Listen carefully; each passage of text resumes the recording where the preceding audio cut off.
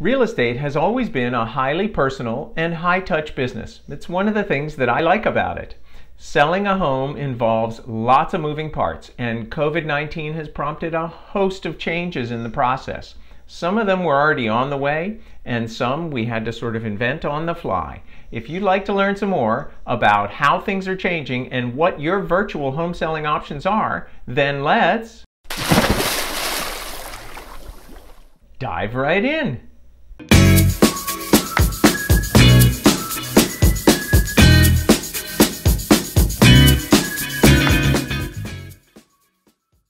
Today is May 28th, 2020, and COVID-19 has certainly brought a lot of changes to the real estate business.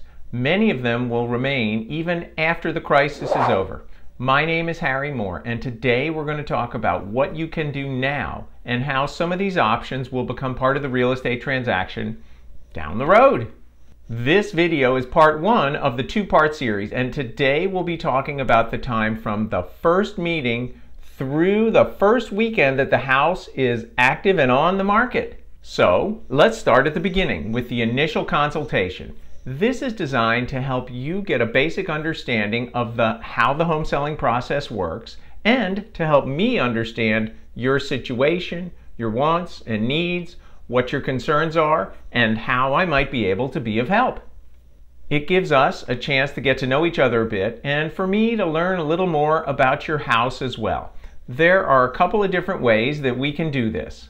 First, you take me on a video tour of your home. Usually this is done with FaceTime or Zoom. It gives me a chance to learn about your home with you as the guide, so you can provide me with lots of insights about the features of your home and that you think are most important.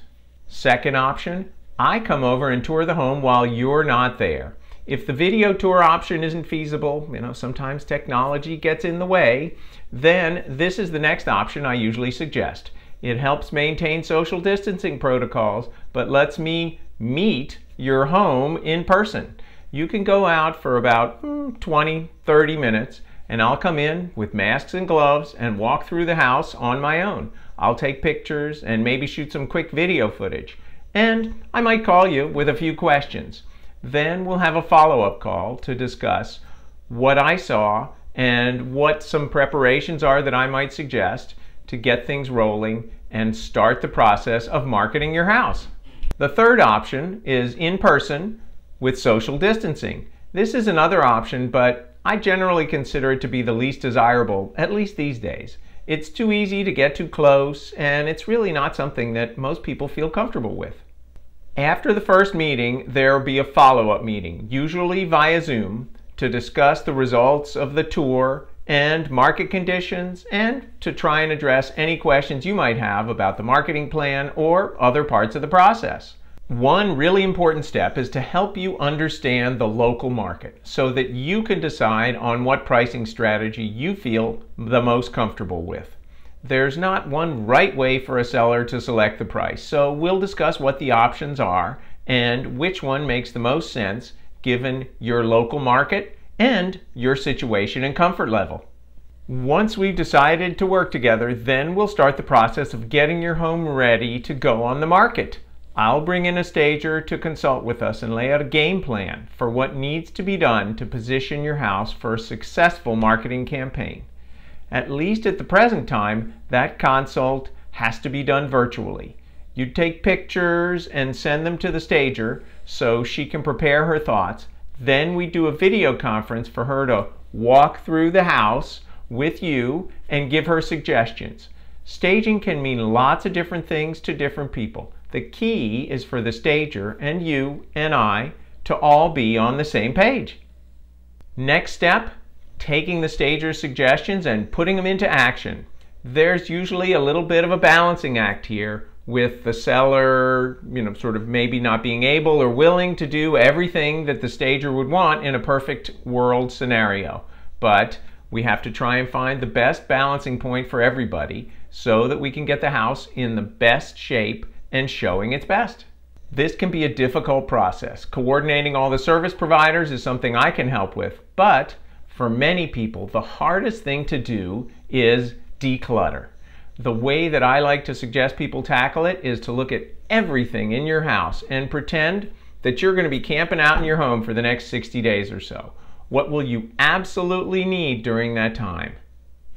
Then, for everything that's left, you decide, are you going to pack it up? Are you going to give it away, donate it, sell it? Whatever you're going to do. The goal here is to pack before you put the house on the market, as opposed to waiting until you've got a contract. This will let the house show its best, which then will enable us to get the best results from the marketing campaign. There's an old saying, you never get a second chance to make a first good impression, and it is definitely true in today's real estate market. When we first start working together, one of the pieces of homework that I'm going to give you to fill out is a questionnaire. It's going to ask you about the things that you think are important for people to know about your house, the things that you love about your neighborhood, what attracted you to the house when you bought it, other things that we can use to try and craft the best marketing message for the potential pool of buyers that we believe are going to be out there. So we're coming down the home stretch. The house is almost ready, and we're going to get the marketing program rolling really soon. One of the key parts of a successful marketing plan in today's market is professional photography. Curb appeal these days is really decided on the screen of somebody's smartphone, their laptop, whatever device they're looking at. That's where the battle for the hearts and minds of today's buyers is won or lost. I use 3 different types of photography with my listings: regular still photographs, 3D photographs, and video tours. They're generally all shot by the same photographer at the same time. Usually there's about a 3 to 5 day lead time needed to schedule the photo shoot. So once we're about a week out from the house being ready to roll, we'll go ahead and schedule that. I'd like to take a minute to talk about 3D tours. The company that I use, or rather that my photographer uses, is Matterport. I've included them in my listings for a number of years. Their tours are really high quality and super immersive. I like them better than standard still photographs or video tours because the buyer can go through the house at their own pace. They can stop in a room, they can look around, they can look up, down, see everything, feel like they're really standing in the house. It's a great tool to help focus on serious buyers and to minimize the number of unnecessary showings on the house. For the moment, the MLS will let us put links in the remarks that the public can see so they can actually go ahead and take the 3D tours. It also is a good filtering tool that I use when buyer's agents try to make an appointment. I ask them if their buyers have already looked at the 3D tours. So once we have all those great pictures, we've got to use them to help get the word out.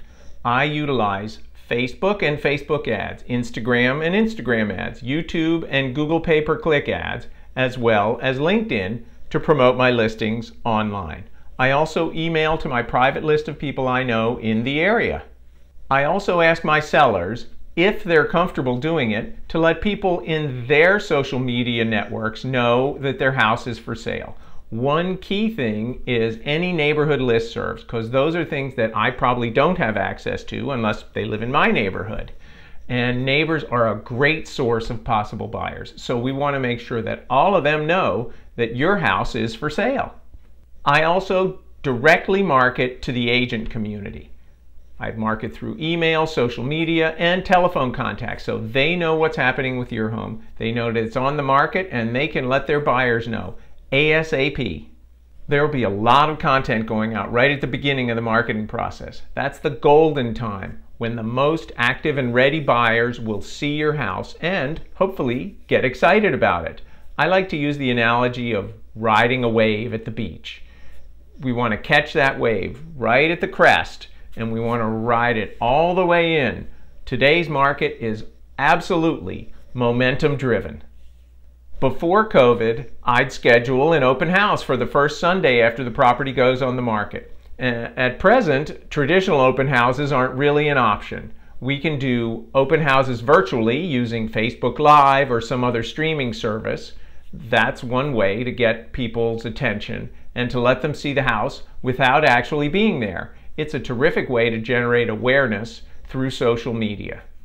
Another option is to have an appointment-only open house. People have to reserve a time that they can come and see the house. Usually it's in a 15-minute increment so that there would only be one set of people in the house at a time. I also try and keep the time frame kind of narrow so that packs everybody in to a relatively short window. Everybody would have gloves and masks and would often be accompanied by their agent. I'd be there to supervise and answer questions as needed.